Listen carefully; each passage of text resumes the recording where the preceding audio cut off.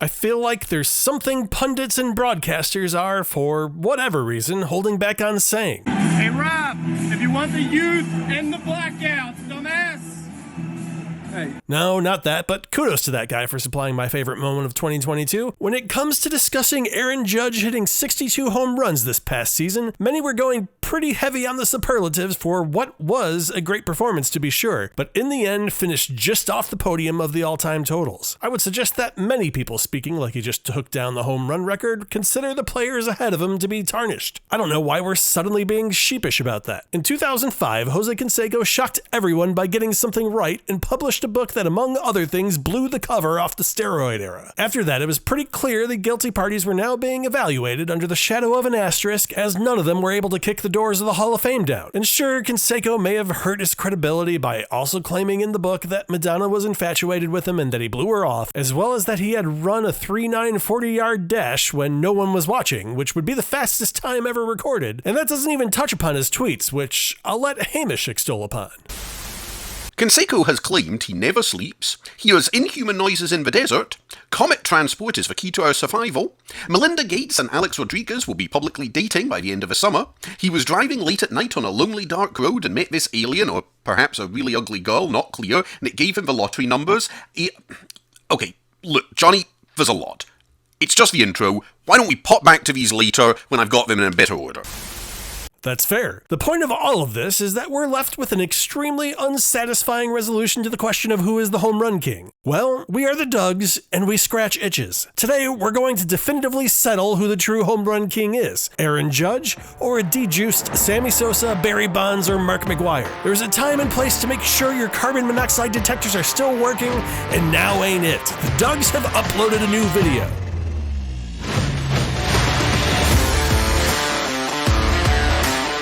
Welcome back to the Dougs. My name is Johnny Paprika, and everything we do here is an excuse to tell a lot of baseball stories and a lot of jokes, so if that sounds interesting to you, click that red subscription button to keep up to date with when we post new material and help us grow. So, how are we going to suck the steroids out of these guys? Through the magic of time travel, we're going to force Sosa, McGwire, and Barry to replay their historic seasons.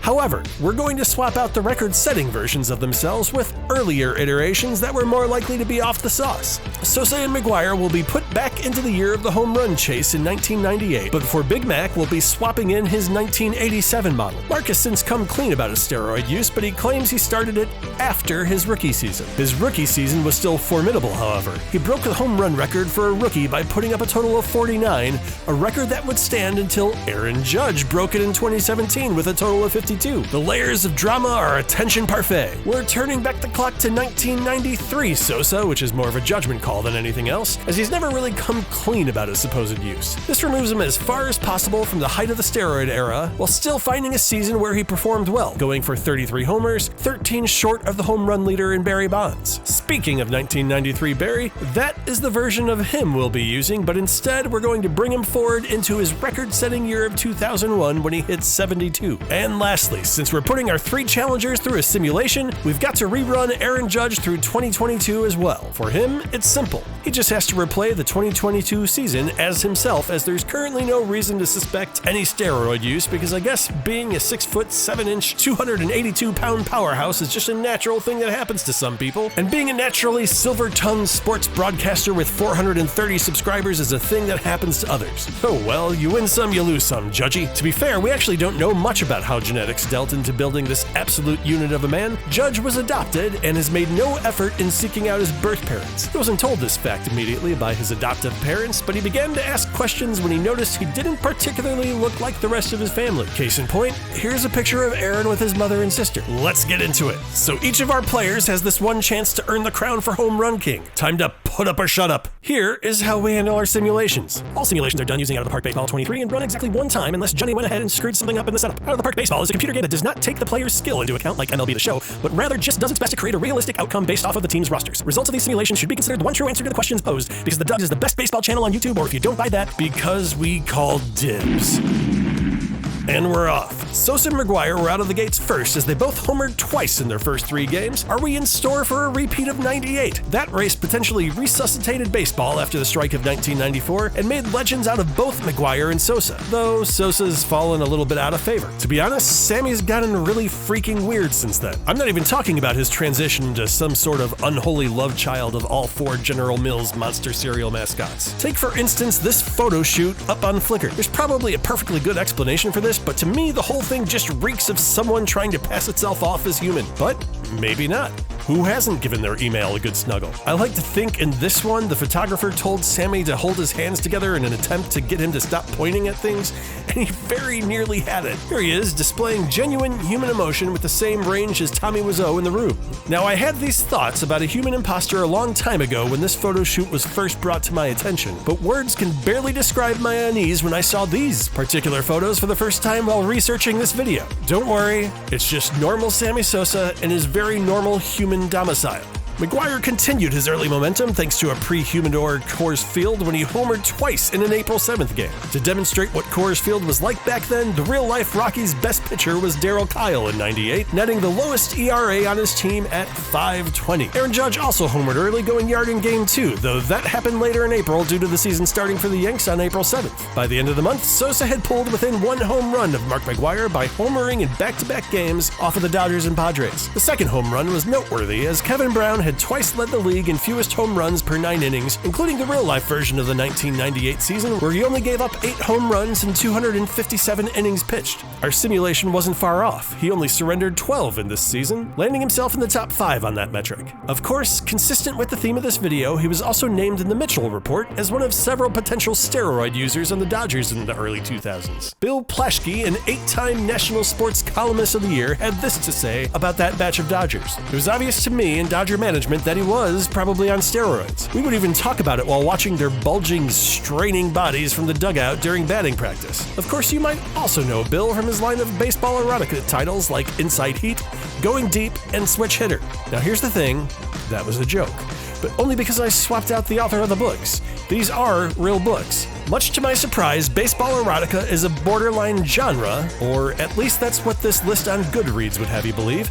The top 4 books are all by the same author, Roz Lee. Per her biographical blurb, her sex journey started with The Lust Boat, a book idea she came up with while on a cruise with her husband and kids.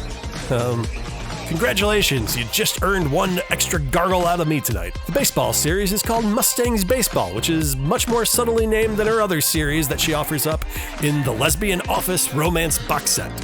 Which, they're not using box set as a pun, are they? They're not that lazy.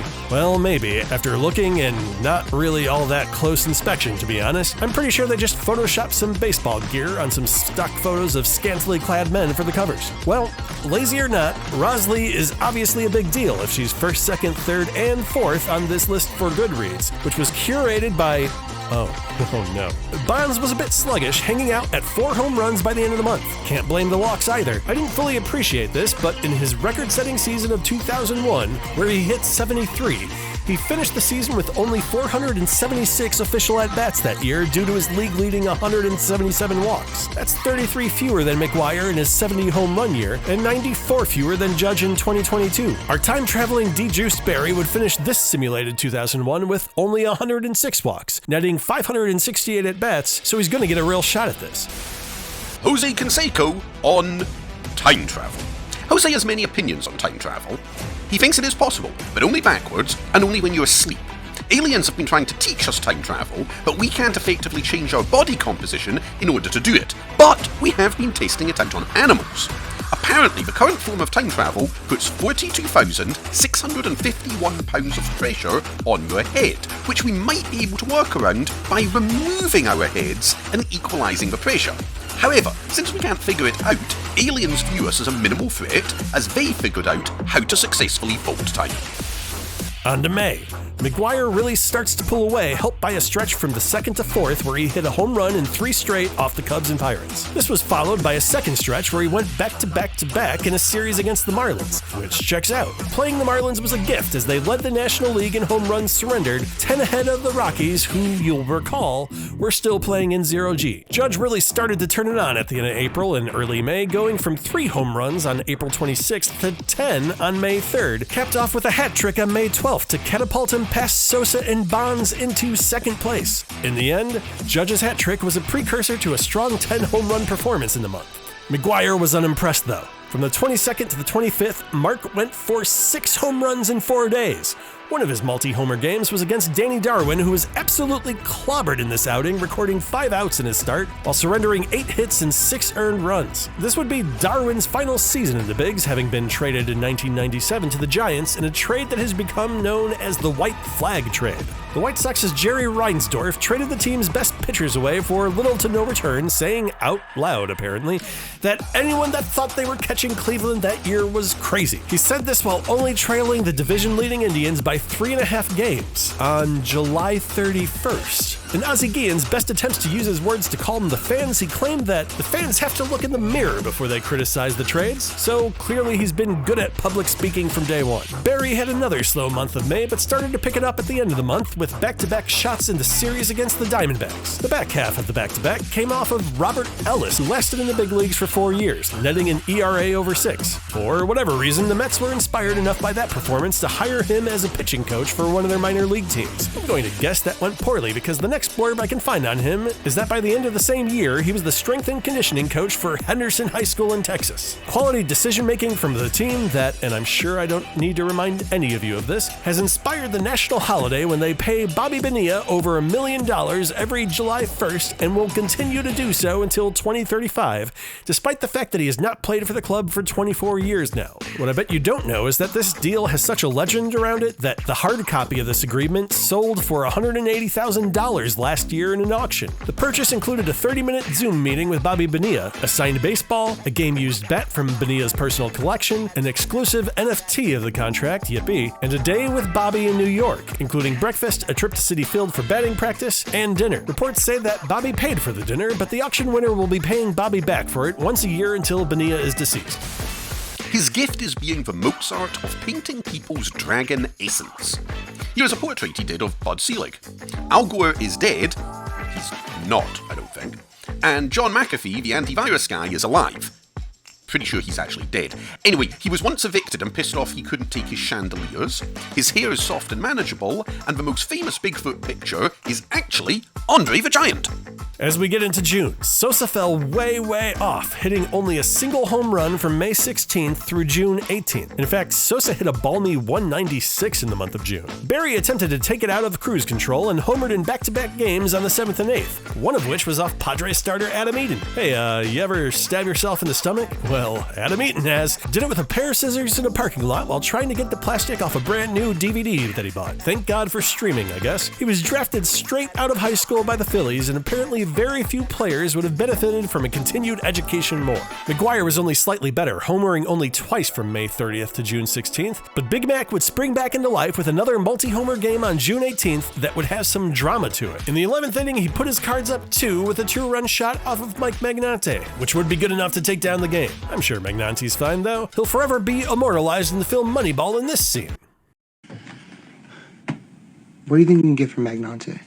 Nothing. What a legend. Bonds finished June strong, hitting 5 in the second half of the month, including another back-to-back performance on the 24th and 25th. The homer on the 25th was part of one of the most embarrassing relief appearances I found as the Dodgers' Jesse Orosco came out of the pen in a tied game, surrendered a hit, and then back-to-back homers by Barry and Rich Aurelia to lose the game without the benefit of recording an out. Sosa would also land a multi-home run game in mid-June off of the Phillies, but it appeared to be just a blip and not a launching pad like it was for McGwire. Big Mac J-Mac homered in all 3 games against the Twins, which helped that Minnesota squad rack up the 3rd highest ERA, behind only the Marlins, who, as we previously discussed, barely met the description of a baseball team, and the Rockies, whose park rules allowed hitters to set their balls on the tee during that particular era. Aaron Judge started the month of June strong enough, including a 2-home run performance against the Cubs, but June 18th would be the last home run he would hit that month. He'd pick it up with a vengeance in July, however, and all was forgiven when he had his most productive game of the year on July 7th in terms of RBIs, with 6 against the Boston Red Sox. He homered off of 6'6" Michael Wacha and 6'5" Josh Taylor. So I'm not saying it was a tall guy pissing contest, but it was a tall guy pissing contest. Here's a picture of Wacha and his wife. After a slow start to the beginning of July, consistency became the key for McGwire. During a stretch from July 10th to July 19th, he hit a home run every other day, highlighted by ruining Brett Tomko's day on July 15th, when McGwire's 3-run home run would be the only runs the Cards would get that day, but that's all they would need to win. No worries though. Tomko is married to a former Perfect 10 model and a Playboy playmate who acts sometimes, including an appearance in the movie Tomcats, which may or may not be the greatest movie of all time, as I've noticed that one particular copy is selling for north of $100. It is, after all, written and directed by Gregory Poirier, probably botched his name there, whose previous credits include Wild Malibu Weekend and Danger Zone 4, Bad Girls, Bad Girls. Sexiest Doug's video of all time right here. One last piece of trivia about Tomko. His dad is actually responsible for naming the Cavaliers. In 1970, the newspaper, the Cleveland Plain Dealer, held a contest to name the club, and his dad's Cavaliers won out. Apparently, those name-a-thing contests worked out much better in the 70s. Bonds was once again slow and steady in the month, which isn't a good thing to be when you're trailing the home run leader by a significant margin. He does get a multi-homer game close to the end of the month in Colorado, which again was playing with the baseball equivalent of a Nerf vortex in this particular stretch of history. Judge would hit 7 additional home runs in the month of July, highlighted by his 30th on July 30th, which is cool and all, but not as cool as the following. The night that Judge broke Maris's record, number 99, the number that Judge wears, hit number 62, on the night that the Yankees fell to a record of 99 and 62. And this was all 61 years after the season where the record of 61 was set by Maris. Also, Barry Bonds had an assistant named Judge Aaron, while Aaron Judge had a secretary named Rage Royd. The day after this weird number thing, he capped off his July with a 2-home run performance against the Kansas City Royals. So 2 months to play, and Judge has the best chance of catching McGwire trailing by 6. In early August, the Cardinals and the Cubs would meet, which would have been dramatic in the actual version of 1998, as Sammy was there to congratulate Mark when he beat Maris's record. In this version of history, well, McGwire's still a big deal, as he's got a large lead in our contest and racks up his highest single RBI output against the visiting Cubs when he puts up 5 against them. At this point, Sammy's just rooting for a high pollen count to set off his allergies. And yeah, the sneeze injury is embarrassing, but I guess being a Cubs fan, I threw him a bone by tossing him into the same video as somebody that stabbed themselves in the stomach. And here, I'll toss him one more. Upon stumbling on these weird injuries, I landed on lists for the most bizarre baseball injuries, and by far my favorite was Clarence Blethyn, who managed to bite himself in his own ass. You see, he had these false teeth that he would put in his back pocket when running the bases. He forgot about them, slid it into second, and was bitten by his own teeth straight in the tuchus. Not much movement out of Judge, as by August 13th, Aaron has only hit 1 additional home run, but the 14th and 15th brought back-to-back home runs into his bank. The first of those was, once again, off of 6'6" Michael Wacha. Seriously, there can be only one. Barry spent this window doing very little. By the end of August, it looked like McGwire was going to be awfully hard to catch, as this was his most productive month, putting up 10 home runs in total, in a stretch of 5 in 8 games, while Judge only hit 1 more in the month after that back-to-back performance. By September 6th, Bonds had drawn level with Judge, and by the 7th, Barry took the lead. And apparently this woke Judge up, as he went for 2 off of the Twins' Chris Paddock the very next day to keep even with Bonds, who also hit 1. Looks like the battle for second might be the more exciting race. Sammy's also loudly clearing his throat, trying to remind you that he's still participating in this contest. Careful with the body noises, Sammy. Now would be no time to end your season on an injury. So we were neck and neck down the stretch, as both players would finish the month of September with 42 home runs. On October 1st, Judge connected for number 43 off of Baltimore's Dean Kramer, who will be playing for Team Israel in the Baseball Classic this year. Without looking, do you know who's coaching Team Israel? The answer took me by complete surprise. We'll cut over to wrap up the Canseco tweets while you think about it. Jose Canseco on liquids. Jose would like to combine the 5 great leagues into a single mega league. He's working on a new anti-aging drink called I Complete You. He's seeking to hire an ice engineer who can help him freeze a single atom to 1,000 degrees below zero for his neutrino trap, and his finger fell off during a poker tournament. Now that last one wasn't technically water related, but felt it was important enough to let you know about Johnny. Enjoy the remainder of your week, everyone. The answer is Ian Kinsler. After playing for the USA in 2017, he strapped some ear flaps onto his yarmulke and repped Israel in 2021 at the Olympics, and will now be coaching the squad in this year's Classic. Among the players he can turn to is the legendary Shlomo Lipitz. Yes, that's his real first name. Yes, he's a pitcher, and yes, he tops out at 77 miles per hour. Sometimes he has a mullet, sometimes a gold tooth. He's described by his friend and one of his coaches, Nate Fish, as occasionally dressing like a wizard. As a preteen, he played in Israel's very first official international competitive baseball game, which they lost to Saudi Arabia 50-0. In 2011, Israel was attempting to qualify for the European Championships and had a doubleheader against the UK. He went the distance in Game 1 and threw a gem in 110-degree weather, which is impressive in itself, but what's more impressive is that he also started Game 2. The article that I'm taking this from phrases it that Israel realized that they had no arms left and started him out of necessity, which raises questions. Bro just threw a complete game in 110-degree weather, which means no one came out of the pen. When you say you have no available arms, how is Shlomo not the epitome of unavailable? To hear his buddy that described his wardrobe call it, they decided to say, fuck it. So he goes out there, throws 4 additional scoreless innings before finally cracking and giving up some runs. He couldn't advance Israel to the championships, but he did end up throwing 216 pitches that day. Barry entered his final game of the regular season on October 4th, tied with Aaron Judge. The opposing pitcher was Dave Malicki for the Astros, who's somewhat of an under-the-radar player, but less so for Mets fans. He was the starting pitcher for the Mets when they faced the Yankees for the very first time in the regular season due to the migration to interleague play. Dave threw a complete game shutout, taking the game down for the Mets, something he's still approached over and thanked for. He says it's nice to be remembered for something. Well, he can now add surrendering 2 home runs to Barry on the final day of the season to his list of memorable moments. Barry actually hit 3 in the game, netting 6 RBIs and jumping past Aaron Judge for the silver medal. For McGwire's part, he had a soft end to this contest, having his worst month in September, only sending 4 out, but that would be more than enough to take it down with a grand total of 52. That does it for us today. Mark McGwire is the undisputed home run champ, which I'm sure no one watching this video will take issues with. To be fair, no one exceeded Judge's actual mark of 62 home runs in 2022, so if you'd like to still declare Judge the clean champ, that's your prerogative. We've all just been winging it on this subject for a few decades already. What's another few years? Enjoy this simulation? Check out our 2-part challenge when we challenged a Twins writer by trying to win with the worst baseball team ever created. And of course, help us out and stay in the loop by subscribing to us, as that's the quickest way to make the Dugs a thing. For Hamish, I've been Johnny Paprika, hoping all of your balls are fair and all of your wood is good. Good night, everybody!